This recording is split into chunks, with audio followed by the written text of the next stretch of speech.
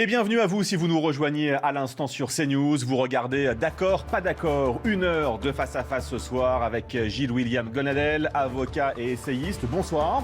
Merci d'être avec nous. Face à vous, Jean-Christophe Cambadélis, ancien premier secrétaire du Parti Socialiste. Bonsoir. Bonsoir. Et merci d'être avec nous ce soir sur CNews. Confrontation d'opinion, débat, analyse aussi.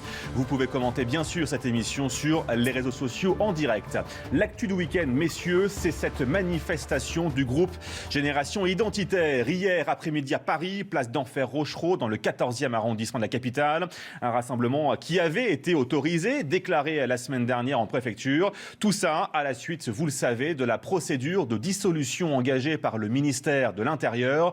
L'objectif, c'était de contester cette décision jugée politique. Alors qui sont ces militants de Génération Identitaire qui étaient hier dans les rues de Paris? On les écoute. En tant que militant de Génération Identitaire, je suis venu défendre notre droit à la liberté d'expression et dire non au gouvernement qui veut nous dissoudre sur des bases absolument scandaleuses. Il n'y a pas de haine raciale, c'est juste du bon sens. Aujourd'hui, on a un problème avec l'immigration qui est trop massive, donc c'est normal que les Français se révoltent. Il y a des personnes qui se font emmerder au quotidien, des femmes qui se font violer, des agressions. C'est dû à l'immigration, il faut arrêter de le nier, donc c'est juste du bon sens. Et quand il y a des manifestations comme Black Lives Matter, là, il n'y a personne qui dit rien. Et je pense que dans ce pays, c'est à géométrie variable en fait. C'est même un gouvernement contre la France. Et quand les Français ils sont là pour défendre leur pays, on va venir les blâmer. Leur pays, Jean-Christophe Cambadélis, vous partagez cette position?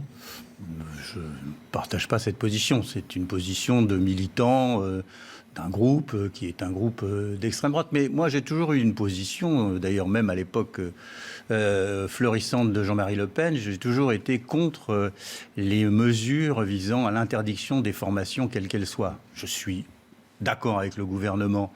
Il faut combattre le séparatisme, qu'il soit celui de ceux extrémistes islamistes qui veulent mettre leur foi au-dessus de la République, ou ceux d'extrême droite qui estiment que les immigrés ou tout simplement des hommes et des femmes issus de l'immigration doivent quitter le pays. Là, c'est la bataille qui me semble nécessaire contre ces séparatismes. Mais de là à dissoudre une organisation, franchement, ça ne règle pas le problème. Ça donne une tribune, c'est quand même intéressant parce que c'est une organisation qui a vocation à être dissoute et elle fait déjà une manifestation. Et elle passe sur tous les médias. Donc je pense que le gouvernement a voulu donner un signe politique et qu'il s'est pris les pieds dans le tapis. Et c'est une très mauvaise chose pour à la fois notre démocratie, mais aussi pour le combat que nous pouvons mener contre l'extrême droite. Monsieur Gonadel, sur ce point très précis de la dissolution qui n'était pas forcément la meilleure solution, vous partagez bien sûr? Écoutez, je n'ai pas vocation à être objectif, puisque moi je suis l'avocat de Génération Identitaire. J'allais le dire, bien sûr. Voilà, donc je n'ai pas d'état d'âme en l'espèce à l'être, puisqu'il n'y a pas des années-lumière de séparation entre ce qui vient d'être dit et ce que je pense. On peut parfaitement ne pas partager les idées de Génération Identitaire. Mais de là à vouloir dissoudre une association qui n'a jamais utilisé la violence, qui n'a jamais été condamnée pour ce qu'on lui reproche. C'est quand même incroyable que la Cour d'appel de Grenoble ait relaxé les identitaires de ce qu'ils avaient fait et que, malgré tout, le ministre de l'Intérieur ait décidé la dissolution alors que son prédécesseur, le 21 janvier, M. Castaner, disait qu'il avait fait étudier le dossier par ses services et qu'il n'avait rien trouvé à redire juridiquement. Et d'autre part, ce que dit la jeune fille, en se plaignant évidemment des 2 poids 2 mesures.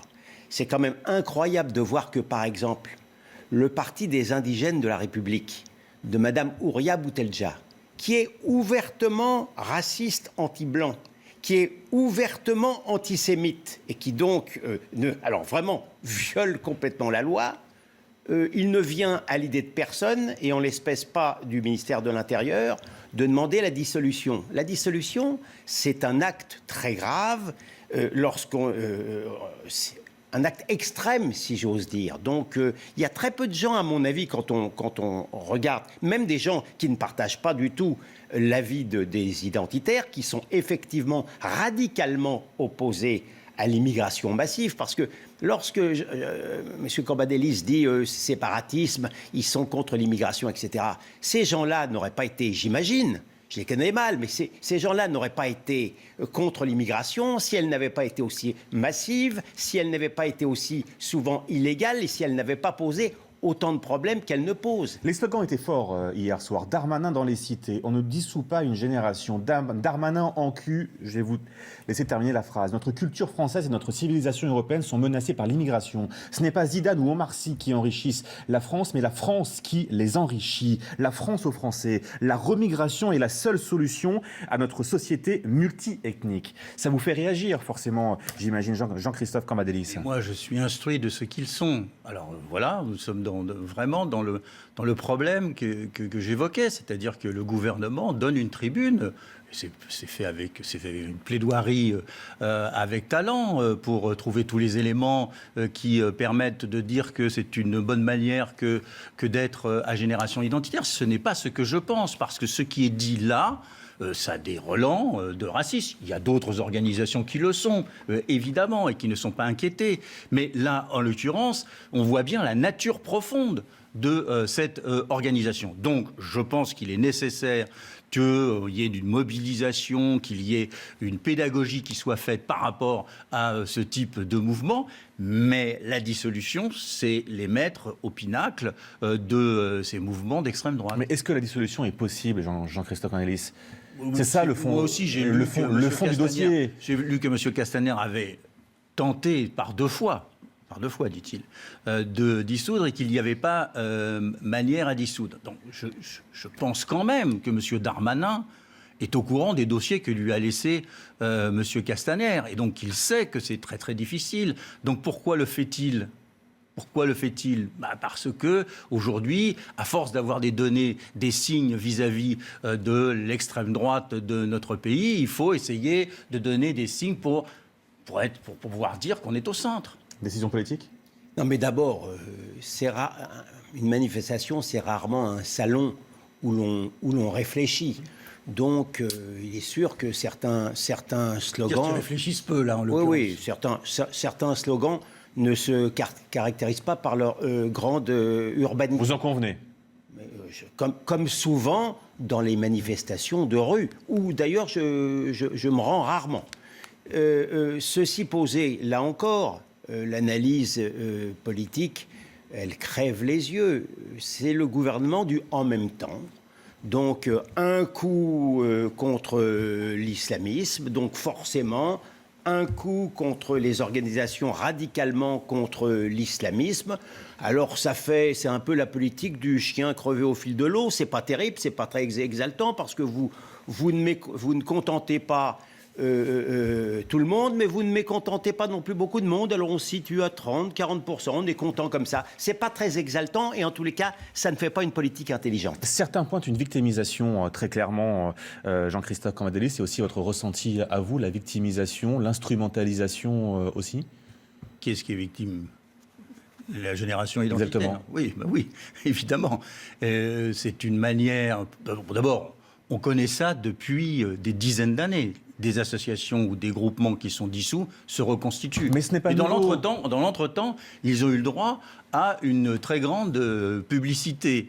Et ils apparaissent comme victimes d'un État. Cette dame dit quelque part que l'État est raciste envers les Blancs, hein, et sous la domination d'un certain nombre de milieux pro-immigration. Donc on voit bien ce qu'il y a derrière. Donc, encore une fois, on ne comprend pas que dans le moment que nous traversons, le gouvernement n'ait pas trouvé autre chose que de se concentrer sur la dissolution de cette... Mais pourtant, vous Il ne était croyez possible pas de mener une offensive contre la génération Pourquoi vous ne la identitaire. souhaitez pas ? Vous êtes ancien premier secrétaire du Parti Socialiste. Lorsqu'on prend les avis de la gauche et de l'extrême gauche, ils veulent tous cette dissolution. Mais oui, peut-être. Mais moi, j'ai mon avis. Oui. Mais je pose la question, pourquoi ? J'étais président du Manifeste contre le Front National et tous les groupements d'extrême gauche de l'époque réclamaient la dissolution du Front National. Je ne l'ai jamais réclamé. Parce qu'ils ont le droit d'exister ? C'est pas le problème, parce que je ne pense pas que c'est par une décision judiciaire qu'on règle un problème politique. Et au contraire, si on réduit à une décision judiciaire, on fait, 1, de la publicité au mouvement que l'on veut combattre, et 2, on le met en situation de victime, et 3, à partir de là, ceux qui combattent ces idées sont porteurs d'une répression contre la liberté d'expression. Non, mais cette hémiplégie morale que vous pointez d'une certaine manière, puisque des organisations d'extrême gauche ou de gauche réclament la dissolution, elle existe même au sein de l'État. Ce que je veux dire, lorsque par exemple M. Coquerel, dont chacun se reconnaît à admirer la finesse d'analyse, va accompagner les migrants jusqu'à la basilique Saint-Denis. Mais Coquerel, c'est pas l'État. Non, mais j'y viens. J'y viens. Va accompagner les migrants jusqu'à la basilique. C'est pas rien la basilique Saint-Denis, c'est là où reposent les rois de France. Il n'y a aucune poursuite. Il n'y a aucune poursuite d'État. Il n'y a rien, on laisse faire. Par contre, lorsque les identitaires vont occuper le chantier d'une mosquée en construction, il y a immédiatement des poursuites. Voilà la différence. Et M. Coquerel, évidemment, qui on en parlera peut-être tout à l'heure, qui pousse des cris d'orfraie, lorsqu'il s'agit d'enquêter sur l'islamo-gauchisme, est le premier à réclamer la dissolution de Génération Identitaire. Ça, c'est dans l'ADN de l'extrême gauche. Il y a aussi ce qui revient beaucoup sur les réseaux sociaux, c'est par exemple pourquoi on ne demande pas aussi la dissolution par exemple de Greenpeace, qui est aussi une association coup de poing, en tout cas qui organise des opérations coup de poing, ce que fait Génération Identitaire. Et vous voyez que je suis cohérent, je ne demande pas la dissolution de Greenpeace, même s'il y a des actions qui ont parfois été violentes. Je ne pense pas qu'on règle les problèmes politiques par les dissolutions des associations. Et quand on ouvre la boîte de Pandore de cette manière, évidemment, on se retrouve confronté à le 2 poids, 2 mesures. Vous avez pris position, vous avez fait une action exemplaire dans la basilique de Saint-Denis et vous n'avez pas été dissous, etc. Bon, je pense que c'est une erreur, je l'ai toujours pensé, et c'est pour cela que je préfère le débat politique, le combat politique, parfois peut-être les manifestations où quelques slogans sont assez forts, mais je ne crois pas que dans notre société, on règle les problèmes par des décisions judiciaires. Votre exemple de Greenpeace est particulièrement pertinent, parce que moi non plus, il ne me viendrait pas à l'idée de réclamer la dissolution de Greenpeace. Pourtant, eux pénètrent indûment à l'intérieur des centrales nucléaires, ce qui est manifestement illégal. Ce que dénoncent aussi certains d'autres acteurs, c'est que vous êtes considéré comme une organisation, en tout cas Génération Identitaire, comme raciste. Ce qui ne le serait pas, par exemple, Greenpeace. Oui, mais enfin, ça, vous me permettrez de contester complètement ça. Moi, c'est effectivement dans le mémoire du ministre de l'Intérieur, c'est extraordinaire. La régression intellectuelle. Il considère que manifester dans les Pyrénées avec un panneau « halte à l'immigration » serait constitutif de racisme, alors que maintenant, une majorité de Français considèrent effectivement qu'il faut mettre un frein à l'immigration. Donc ça viendrait à vouloir dissoudre la majorité du peuple français. Vous savez, moi, on peut toujours... Qui veut noyer son chien l'accuse de la rage. Mais je crois que, franchement, ça n'impressionne plus beaucoup. Hein. Alors, il y avait aussi, bien sûr, hier, la porte-parole de Génération Identitaire qui a pris la parole durant la manifestation. On va pouvoir l'écouter et écouter précisément ce qu'elle dit pour bien comprendre aussi l'engagement de Génération Identitaire et surtout comment il se positionne aujourd'hui. Je ne sais pas quelle forme prendra le combat. En tout cas, ce que je veux dire, c'est que Gérald Darmanin, il peut dissoudre une association, il ne va pas dissoudre nos idées, il ne va pas dissoudre tous les Français qui partagent les constats que nous faisons. Et donc, il y aura toujours des Français qui continuent d'être inquiets de cette immigration massive, comme l'ont exprimé 63% des Français dans le dernier sondage de l'IFOP. Et donc, après, voilà, je ne sais pas dans quelle forme exactement. Moi, je pense que le combat, il ne s'arrête pas là et que, en fait, le combat s'arrête le jour où on obtient la victoire. Alors, le combat ne s'arrête pas là. Elle parle très clairement de combat. Il s'arrêtera où, ce combat ? Écoutez, à l'entendre, j'envie son optimisme. À l'entendre, le combat de Génération Identitaire s'arrêtera lorsque l'État de droit fera respecter les lois républicaines en matière de flux migratoires. On arrive quand même dans une situation assez paradoxale, pour ne pas dire schizophrénique, où l'un des ministres de l'Intérieur, les plus engagés contre justement arrêter cette impuissance d'État, s'en prend de manière maximaliste à une association avec laquelle il partage au moins ce constat sur l'impuissance d'État. Voilà dans quelle situation on est. Donc je ne suis pas sûr qu'on arrivera finalement à faire respecter les lois républicaines sur les flux migratoires. La France aux Français, disait-il hier dans les rangs de la manifestation, Monsieur Gonadel, est-ce que Génération Identitaire peut jouer le rôle de la police, ce qu'il se revendique parfois, hein? Écoutez, lorsque vous avez affaire à des désespérés, d'accord, avec sans doute les excès des désespérés. Mais qui est responsable de ce désespoir, sinon l'impuissance d'État, de manière générale, ou même une idéologie qui a complètement émasculé cet État, devenu un colosse aux pieds d'argile, au bout de 30 ans, en persuadant effectivement les gens que simplement dire non, respecte mes frontières, ça serait consubstantiel du racisme. Cette idéologie est tellement pernicieuse que pendant un an, le même État ne s'est pas aperçu que les frontières françaises étaient prophylactiques pour arrêter un virus. Pour vous dire à quel point le virus idéologique est allé loin, loin, loin dans le cerveau français. Jean-Christophe Cambadélis. Oui, alors, on voit bien qu'il y a une rhétorique qui est celle non à l'immigration massive. Mais se faire justice soi-même, ça n'existe pas aujourd'hui en France. Bien sûr. Mais c'est le slogan du Front National en 1972. C'est pas nouveau, tout à fait nouveau. Ce slogan a été en partie abandonné par Marine Le Pen, qui n'a même pas voulu que ses troupes aillent en solidarité avec Génération Identitaire. C'est quand même tout dire. Mais je trouve que cela démontre la difficulté dans laquelle est le gouvernement. Parce que dans un débat avec Marine Le Pen, M. Darmanin dit à cette dernière qu'elle est trop molle, et puis, quelques jours plus tard, appelle à la dissolution de Génération Identitaire. Donc, à force de vouloir faire feu de tout bois, de vouloir être à la fois les plus déterminés dans la lutte sur la question de l'immigration, pour être un débat en soi, et je suis prêt à le mener, et en même temps les défenseurs des droits et de la République, et puis en même temps avoir un autre positionnement, à la fin, le gouvernement est illisible et se retrouve dans une situation de faire de la publicité, c'est paradoxal, de faire de la publicité pour Génération Identitaire, est-ce que ça veut dire... qui est quand même un groupuscule extrêmement peu nombreux et très radical, parce que derrière l'immigration, il n'y a pas que le problème de l'immigration, il y a une conception raciale de la France. Est-ce que vous pensez aussi, vous, que l'immigration aujourd'hui est un sujet central en France? Est-ce que vous les rejoignez sur ce constat-là? Rejoignez, sûrement pas,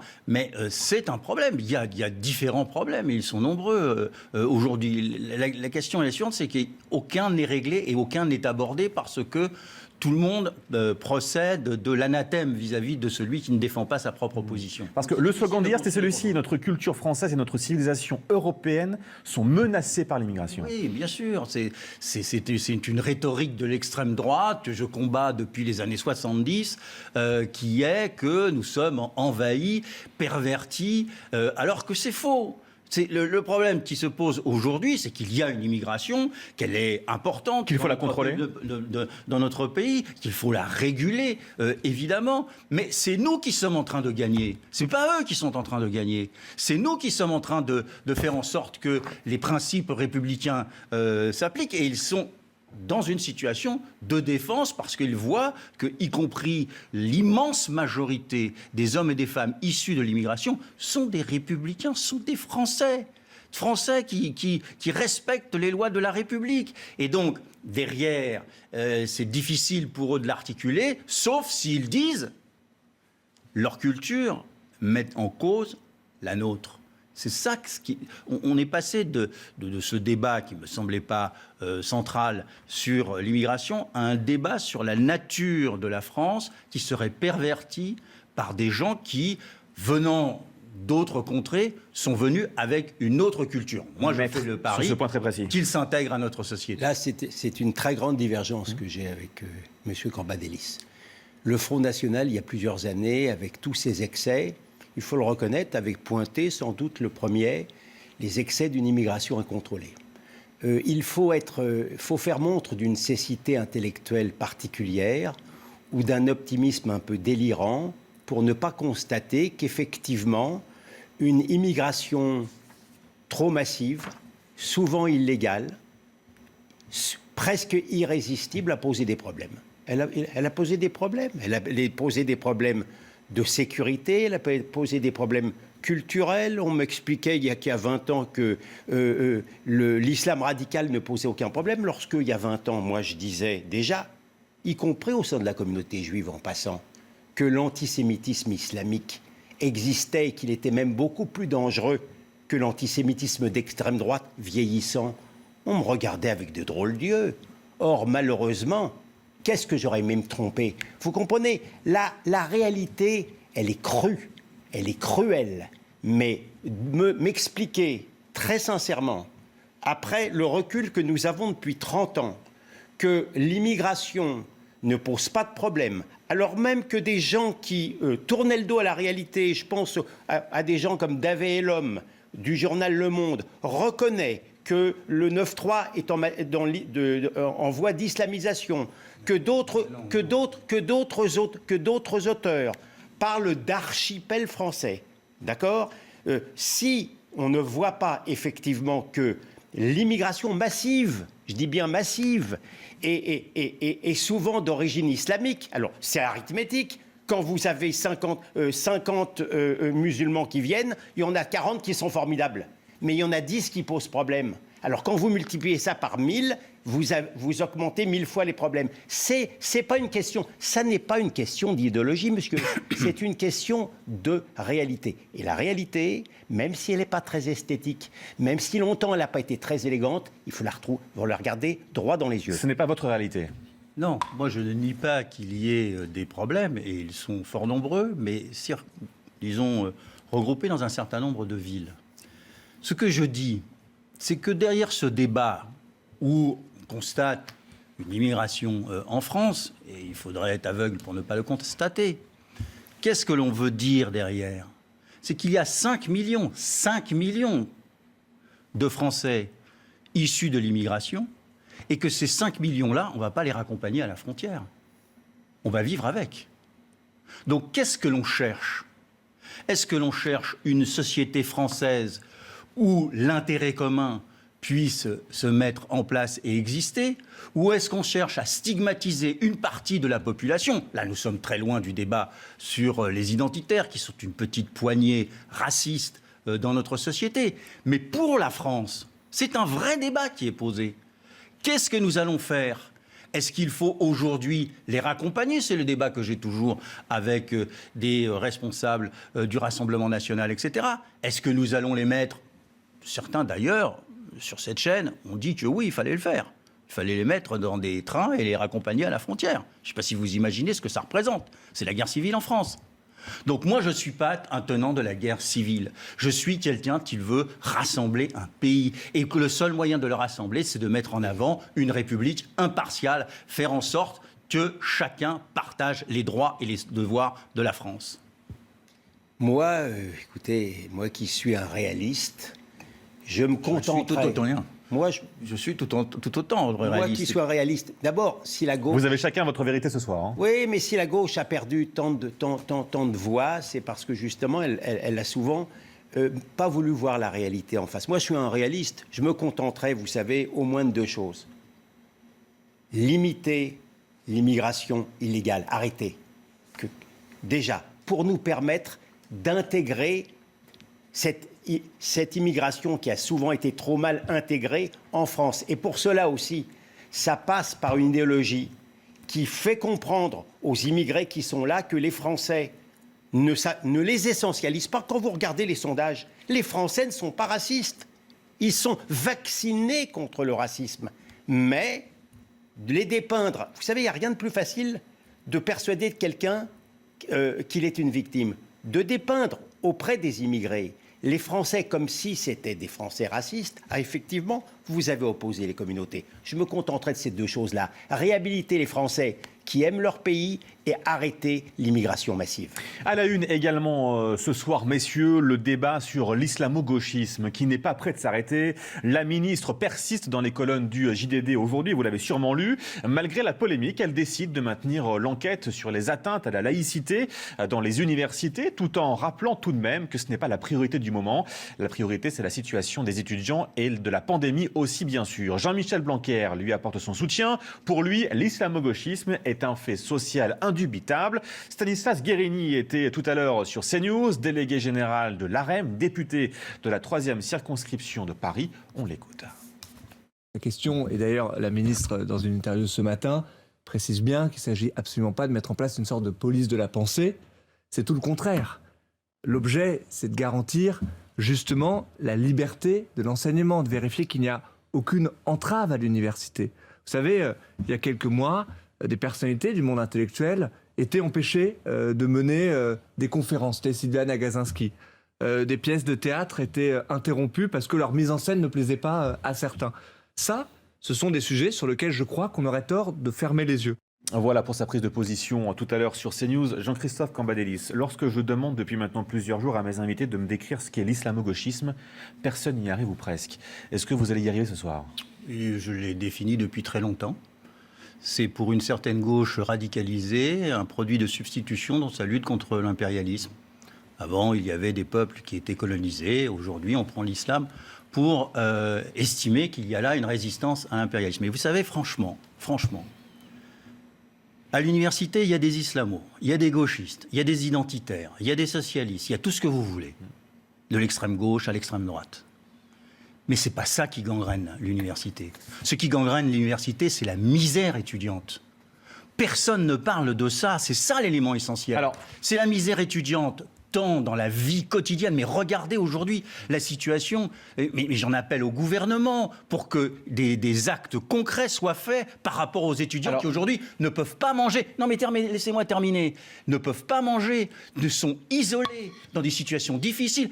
Et je ne parle pas de la situation sur les campus et dans la recherche. Donc, franchement, alors que nous sommes confrontés à un problème majeur de la misère étudiante, nous lancer ce débat sur l'islamo-gauchisme pour essayer de rééquilibrer après avoir dissous ou tenté de dissoudre la génération identitaire, je pense qu'on se moque littéralement. Voici quelques événements. L'Université Paris 1 supprime en 2019 un cycle de formation sur la prévention de la radicalisation animé par Mohamed Sifawi à la suite des pressions exercées par des syndicats et des universitaires. Lille, les représentations de la pièce écrite par Charb, le directeur de Charlie Hebdo assassiné lors des attentats de 2015, sont annulées au motif qu'elle serait islamophobe. L'Université Lyon 2 cautionne un colloque intitulé « Lutter contre l'islamophobie » organisé en partenariat avec le collectif contre l'islamophobie en France. Est-ce que c'est ça, l'islamo-gauchisme aujourd'hui en France ? Est-ce que c'est aussi simple que ça ?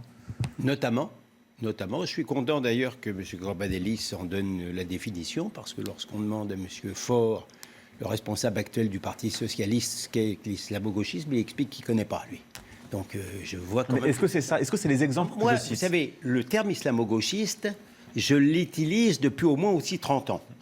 Je n'ai pas la même définition aussi stricte que mon ami Pierre-André Taguieff, qui l'a décrit comme, au départ, si vous voulez, le palestinisme qui anti-israélien, anti-sioniste, qui a viré à l'antisémitisme. Il existe celui-là, il n'y a pas de doute. Et j'en ai même vu la trace quand vous avez le journal Le Monde qui fait un éditorial à la gloire de M. Corbyn, d'accord, en souhaitant qu'il soit élu contre M. Johnson, le populiste, le dit Corbyn qui s'est fait virer comme un malpropre par son parti travailliste pour cause d'antisémitisme pro-palestinien. Parce que disait Le Monde, il ne prenait pas position pour Corbyn. Le Monde ne prend jamais position dans une élection. C'est très bien de votre part de défendre Le Monde. Je vous dis, c'est en décembre 2019, je l'ai marqué d'une pierre noire, si j'ose dire, et j'ai écrit que Le Monde s'était déshonoré. Il avait pris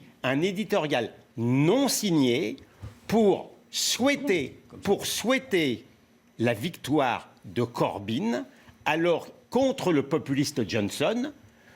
alors même qu'il était acquis au débat. C'est un système bipartiste. Non, Donc, non, quand oui, vous êtes ça contre veut dire- Johnson, qui me semblait juste, dit, vous êtes pour Corbyn, malheureusement. Non, autrement heureusement. dit. Non, mais c'est grave. Ça veut dire que l'antisémitisme de Corbyn. Non, mais écoutez ce que je veux vous dire, parce que c'est l'un des exemples qui montre même un antisémite aussi notoire que Corbyn ne servait pas de repoussoir suffisant pour qu'un journal théoriquement aussi sérieux que Le Monde ne souhaite pas sa victoire. Si on ne voit pas dans le creux ce qu'est l'islamo-gauchisme, qui est bien... Ça va loin, parce que si le gauchisme va jusqu'au monde... Oui, c'est ce que j'allais dire. Est-ce qu'il ne rejoint pas aussi l'islamo-droitisme? Alors, juste, non, je veux le dire. Laissez-moi vous dire. Pour moi, effectivement, car par capillarité, l'islamo-gauchisme, depuis 30 ans, s'est largement diffusé. C'est, de mon point de vue, et je l'ai décrit depuis 30 ans, une sorte d'indulgence a priori systématique envers l'autre, y compris les islamistes, quel que soit leur tort, parce qu'ils sont vécus, quoi qu'il arrive, comme des victimes. C'est cette posture-là... Vous rejoignez la définition que je viens de donner, c'est-à-dire au nom de la lutte contre l'impérialisme ou contre la radicalité ou contre le racisme, on ne veut pas voir ce qui se passe à l'intérieur de l'islam. Pour nos téléspectateurs, c'est important. Qui sont ces groupes minoritaires, donc dans les universités aujourd'hui, que l'on accuse d'islamo-gauchisme? C'est important de voir qui ils sont. Mais franchement, il faudrait faire une enquête, parce que je ne donc connais le pas mot de enquête était le bienvenu. Le mot enquête était le bienvenu. Journalistique. Ah, journalistique. Parce que je ne connais pas de groupe, peut-être parce qu'ils ont peur de la stigmatisation, mais je ne connais pas de groupe qui se réclament sous leur sigle d'islamo-gauchisme. Je connais des groupes très gauchistes, je connais des groupes pro-islam. Lesquels? Bon, rentrer dedans. Ce serait important de les nommer quand même. Je connais des groupes pro-islamistes, pro-palestiniens, tout ce que vous voudrez, mais vous n'aimerez pas ce soir. Aujourd'hui que vous n'aimerez pas ce soir. Bien sûr, c'est pas mon rôle. Je suis pas là pour nommer ou écoutez, à la vindicte populaire. Moi, ça me dérange pas d'imaginer, par exemple, que l'UNEF d'aujourd'hui... c'est autre chose, oui. L'UNEF d'aujourd'hui... Non, mais pas du temps de M. Cambadélis. J'espère bien. Non. Mais l'UNEF d'aujourd'hui, avec sa présidente ou une de ses représentantes voilées, qui organise des camps racisés de fait interdits aux Blancs, correspond assez bien à cette définition. Mais ce qui est très drôle, ce que je veux dire, c'est que cette rigueur intellectuelle avec laquelle certains, justement, expliquent qu'il n'y a pas de définition scientifique, vous savez, de définition scientifique du terme. Là, ils sont extrêmement rigoureux. Pour classer les gens à l'extrême droite, ils ne s'embarrassent pas de débats contradictoires en laboratoire. Pour expliquer le privilège blanc, ils ne vont pas non plus chercher la preuve scientifique. Mais pour l'islamo-gauchisme, alors là, ils sont extrêmement exigeants dans la définition. Est-ce que ce mot « enquête » dans la bouche de la ministre Frédérique Vidal, c'était une erreur?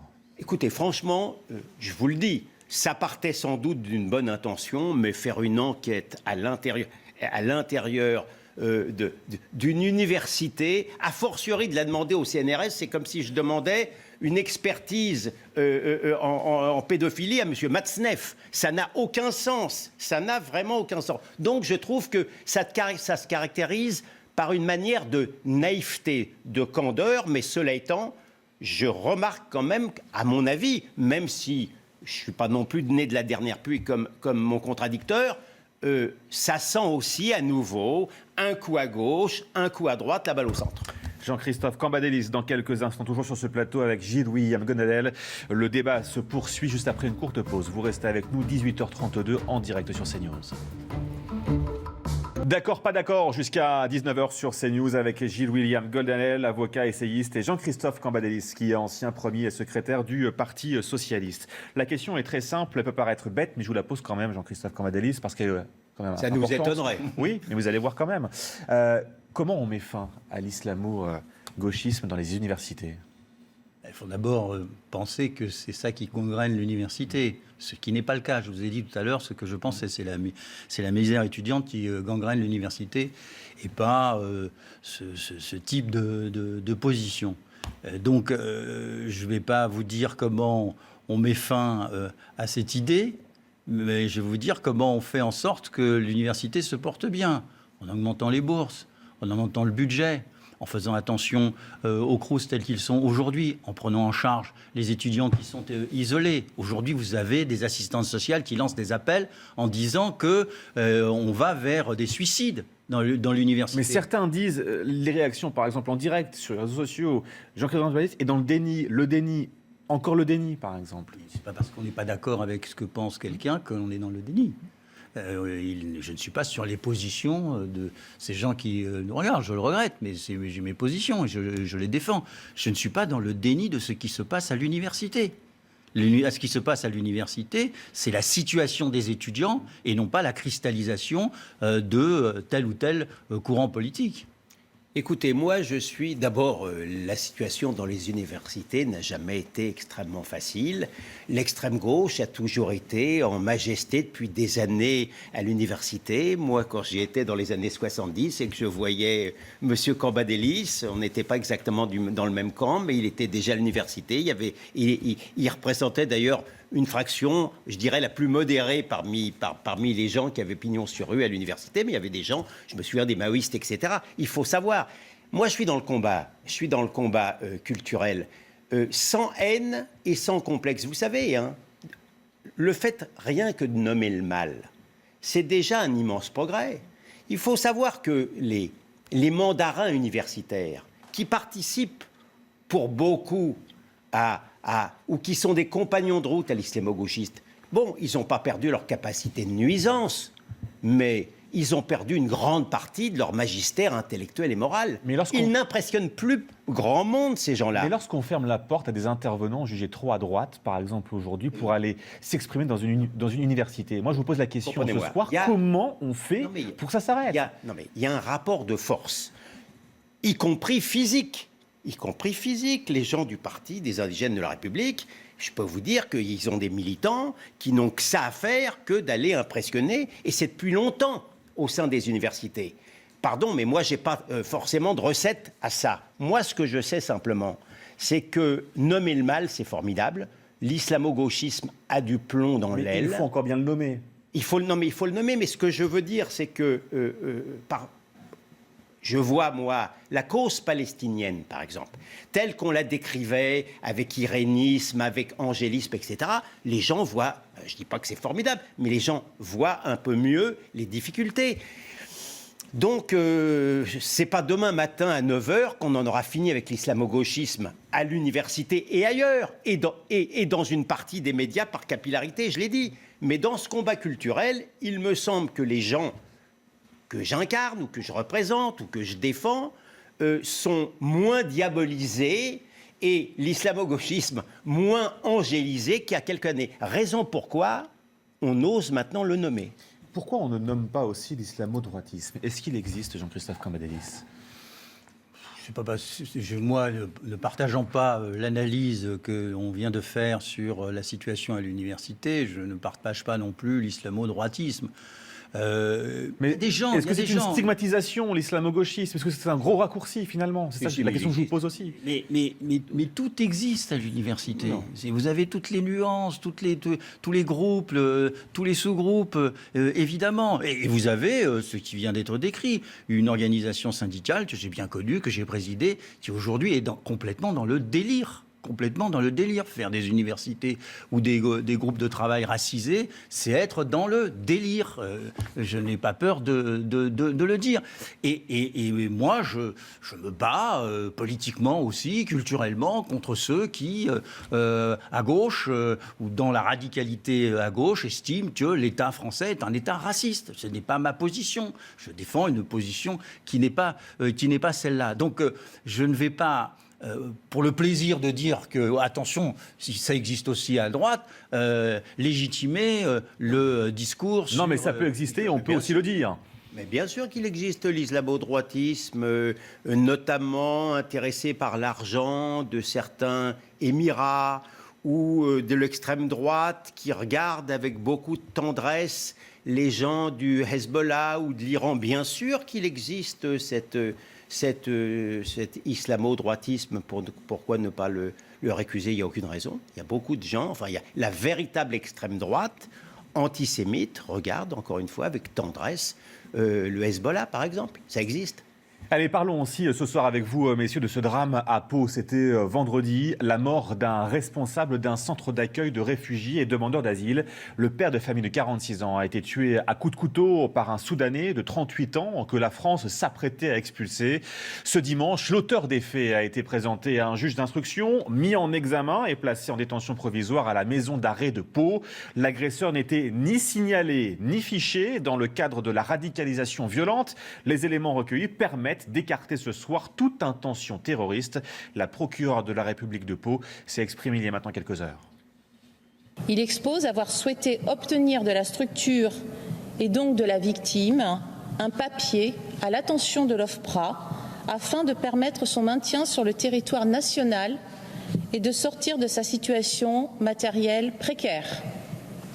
Il évoque la crainte d'avoir dû retourner au Soudan en raison des guerres locales qui ont valu son déplacement vers l'Europe. Il nourrit des reproches à l'encontre de la structure suite à la déshérence qu'il connaît depuis sa sortie de prison, considérant que sa situation n'a pas été correctement traitée. Jean-Christophe Cambadélis, le débat est très vite devenu très politique autour de l'immigration, à juste titre. D'abord, l'acte est inqualifiable, intolérable, inacceptable. L'assassinat, en plus d'un homme qui s'est dévoué pour les immigrés, c'est pas quelque chose que l'on peut en soi défendre. Et là, dans le moment particulier, tout autant. Donc, moi, je suis comme beaucoup, je suis choqué par ce qui s'est passé. Alors, évidemment, c'est un Soudanais et beaucoup s'en emparent parce qu'à travers là, on refait le procès de l'immigration. Mais bon, c'est pas ce phénomène aussi dramatique est-il qui doit nous faire perdre de vue ce qui est nécessaire pour la France aujourd'hui.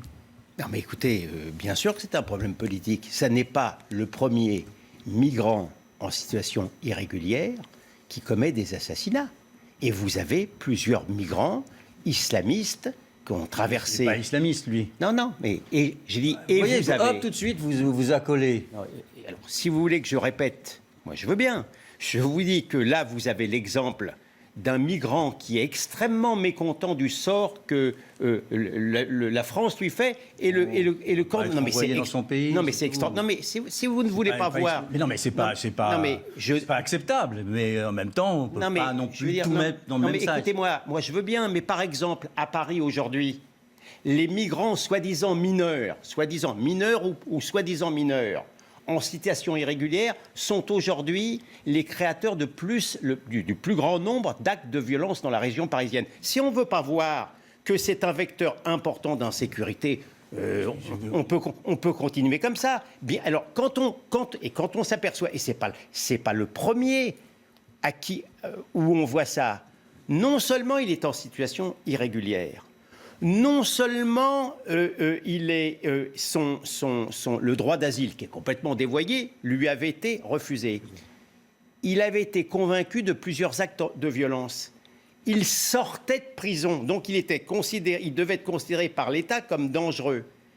Dans un État digne de ce nom, dans un État de droit digne de ce nom, quelqu'un qui est dans cette situation-là, il doit être immédiatement à la sortie de prison, soit placé en rétention, soit mis dans un avion, si on ne peut pas le mettre dans un avion. Mais ce n'est pas aussi simple que ça, vous le savez très bien, maître. C'est bien, mais pourquoi ça n'est pas simple? Pour des tas de raisons cumulées. Moi, je me refuse à cette fatalité. Je me refuse que l'État français considère que parce qu'on ne peut pas expulsé vers le Soudan, par exemple, ce Soudanais-là, il ne soit pas mis en rétention. Il n'y a rien qui... Vous comprenez? Donc, quand je vois un ministère de l'Intérieur complètement dépassé qui, pour tout acte régalien, décide de dissoudre une association de désespérés qui, justement, désespérés comme une grande partie des Français, on ne peut pas accepter la poursuite d'une telle situation. Je ne sais pas comment vous le dire autrement. C'est inacceptable. Vous avez des gens qui sont tués assez fréquemment aujourd'hui, ou qui sont malmenés, ou qui sont blessés, alors que rien ne devrait le justifier. Comment voulez-vous accepter une telle situation ? Jean-Christophe Cambadélis. La situation est inacceptable. Moi, je suis d'accord avec ça. C'est-à-dire qu'aujourd'hui... Mais il y a un oui mais, Jean-Christophe Cambadélis. Oui mais que fait-on ? C'est moi terminé.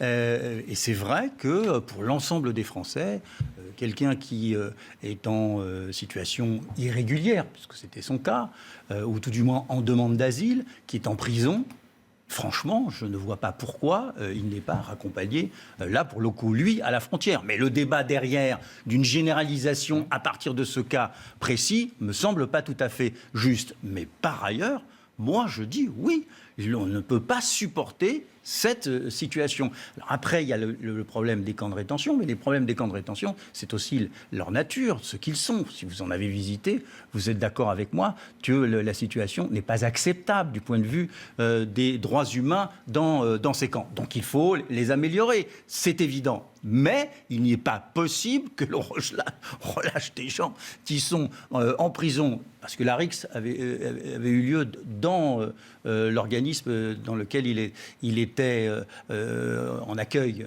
Hébergé. Hébergé, voilà, je ne trouvais pas mes mots. Et donc, à partir de là, on peut, voilà, c'est un délinquant. Et donc, on le met dans un camp, on instruit son procès, si c'est nécessaire, où il doit pouvoir faire...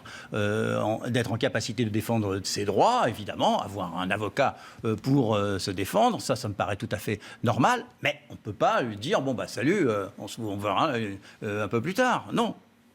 Oui, mais vous voulez un exemple justement d'islamo-gauchisme par capillarité ? Je vais vous le donner, moi, et médiatique, je l'ai donné. Ça s'est passé le vendredi soir. Le samedi matin, une bonne partie de la presse écrite en parlait. Eh bien, sur France Inter, chaîne de service public, le samedi matin, on ouvrait sur une affaire dont on pouvait parfaitement parler. On citait le journal Libération et l'affaire d'un certain Mohamed qui avait été blessé à l'œil par la suite, paraît-il, de violences policières. Bien que l'article était en première page du Monde, pas une citation sur l'affaire de Pau. À 9h, j'écoute encore les informations, le bulletin, une chronique très intéressante sur les migrants béninois, toujours pas un mot sur l'affaire de Pau. Si ça, c'est pas un exemple de cécité médiatique ou intellectuelle, je ne sais pas ce que c'est. Mais sur le fond du dossier et sur ce qui se passe aujourd'hui en France, on le voit aussi très bien. Et vous le disiez tout à l'heure, il faut les mettre dans un avion aussitôt. Mais on voit très bien, et on l'a très bien vu lorsque le ministre de l'Intérieur, Gérald Darmanin, est allé au Maroc et est allé visiter ces pays qui doivent normalement pouvoir accueillir leurs ressortissants qui sont expulsés de France. Il faut qu'ils puissent déjà, le faire, et 2, l'accepter. C'est ça aussi la réalité de terrain. Oui, écoutez, j'ai du mal à comprendre. Franchement, j'ai du mal à comprendre. Par exemple, vous avez de très nombreux, aujourd'hui, migrants clandestins maliens. Et le Mali, encore aujourd'hui, se refuse à les recevoir à nouveau chez eux. J'ai du mal à comprendre qu'un pays comme le Mali, qu'on aide, on perd des soldats au Mali pour aider le Mali, tout de même. Il y a des fonds qui sont versés au Mali. J'ai peine à comprendre que les services diplomatiques n'aient pas suffisamment d'arguments persuasifs pour obliger le Mali à reprendre ses ressortissants irréguliers. Et Dieu sait si la France a accueilli de nombreux Maliens, dont la plupart d'ailleurs ne posent aucun problème. Jean-Claude Cambadélis, c'est tout point très précis. D'abord, le Mali, ce n'est pas le Maroc, ni la Tunisie. Je pense qu'au Mali, nous avons des moyens d'obtenir que ce pays coopère avec la France. Il y a peut-être un problème de nombre, mais en tous les cas, il y a cette possibilité. Pourquoi il refuse ? Parce qu'il y a des pressions sociales dans le propre pays. C'est parce qu'un immigré qui part à l'étranger ramène de l'argent. Des pressions aussi politiques ? Des pressions politiques vraisemblablement, mais surtout des pressions sociales qui sont extrêmement fortes. Mais on ne s'en sortira pas sans une politique globale, c'est-à-dire sans la rétention dans les pays avant la France et l'Europe, parce que ce n'est pas simplement la France, de ceux qui sont candidats à l'immigration. On ne s'en sortira pas sans la répartition au niveau de l'Europe, parce que la France accueille un bon nombre de migrants, mais d'autres pays le font aussi, alors que d'autres pays ne veulent pas le faire. Et donc là, il y a un problème qui est posé à l'Europe, et tout en respectant les droits, tout en permettant une intégration à ceux qui le veulent et qui le peuvent. Pour les autres, on trouve un moyen de les reconduire. Si on n'a pas une politique globale, on aura 200 débats comme ça, avec des gens qui pianoteront sur leur portable de leur fauteuil en disant « mais il est dans le déni », mais on ne réglera aucun problème, parce que ce n'est pas ça qui ne sait pas se mettre en colère qui règle le problème. Il faut une politique. Et de ce point de vue, je pense qu'on peut avoir une politique globale vis-à-vis de l'immigration sans sombrer dans le racisme anti-arabe. On peut l'avoir. Je ne vois pas, très sincèrement, je ne vois pas trace de racisme dans ce débat-là. On n'essentialise pas les migrants, simplement moi. J'ai une vue antipodique avec vous là-dessus. Je considère que le droit d'asile a été dévoyé depuis longtemps. Je considère que le droit d'asile, c'est pour accueillir un réfugié politique. Si M. Navalny n'avait pas eu le courage de rentrer chez lui, M. Navalny est le bienvenu. Quelque part, c'est un réfugié politique. On a totalement dévoyé. Et en vérité, je pense quand même que largement, on a d'une certaine manière mis dans la tête des gens des choses qui ne devraient pas s'y trouver, une mauvaise conscience, parce que vous avez, M. Corbalis a un point de vue tout à fait respectable, mais vous avez des gens qui laissent croire que l'essentiel des migrants, c'est des... Sont qui les gens, maître ? Les gens, je pense que je vise, les médias gauchisants. Je pense que ce sont ceux-là qui font croire... Quand je regarde Arte le soir, vous avez l'impression que tous les migrants qui viennent sont des migrants qui sont chassés par la guerre. C'est un méchant message. La plupart des migrants qui viennent sont intéressés par l'économie, paraît-il, florissante en Europe, intéressés par les aides d'État des pays européens, intéressés par le regroupement familial. Si on ne renonce pas à tout cela, effectivement, c'est un problème sans solution. Mais vous avez des gens qui mettent de la mauvaise conscience dans la tête des Français, alors que les Français devraient être au contraire très fiers, mais très fiers d'avoir accueilli sur leur sol de cette manière autant d'immigrés. Jean-Christophe Corbalis, le mot de la fin, l'émission se termine dans quelques instants. On voit qu'il y a un très grand désaccord. Moi, je pense que la France peut continuer à accueillir, non pas toute la misère du monde, mais ce qui lui revient de faire, qu'elle doit avoir une politique, parce que si les gens se mettent en mouvement venant de ces pays, parfois c'est par la guerre, parfois par la sécheresse, mais très souvent par la situation économique dans laquelle ils sont. Ils ne font pas ce mouvement-là vers l'Europe simplement parce qu'ils ont vu une publicité pour faire un voyage et avoir accès aux aides. Ils le font parce qu'ils sont désespérés. Et tant que nous ne mettrons pas les moyens pour pouvoir les sédentariser, ils se mettront en mouvement. Et on pourra faire tout ce qu'on veut, tous les discours qu'on veut, ils seront toujours là. Par ailleurs, je termine, le nombre de migrants n'a pas explosé à cause du droit d'asile, mais à cause du regroupement familial et du fait qu'un certain nombre d'industries ont eu besoin de migrants pour fonctionner, à commencer par l'automobile florissante en France. Vous avez raison, le capitalisme français et européen est grandement responsable de cette situation. Vous remarquerez aussi que les migrants qui viennent, ce sont souvent les plus aventureux, les plus industrieux, et ils appauvrissent le pays qu'ils quittent. C'est pour ça qu'il faut les sédentariser. Sans politique vers le sud, on n'y arrivera jamais. Merci à vous deux d'avoir participé à ce D'accord, pas d'accord en ce dimanche soir sur CNews. Dans quelques instants, vous restez bien sûr avec nous. Vous avez rendez-vous avec Repère et Jean-Pierre Elkabbach. Passez une très belle soirée, une très belle semaine. Je vous retrouve le week-end prochain.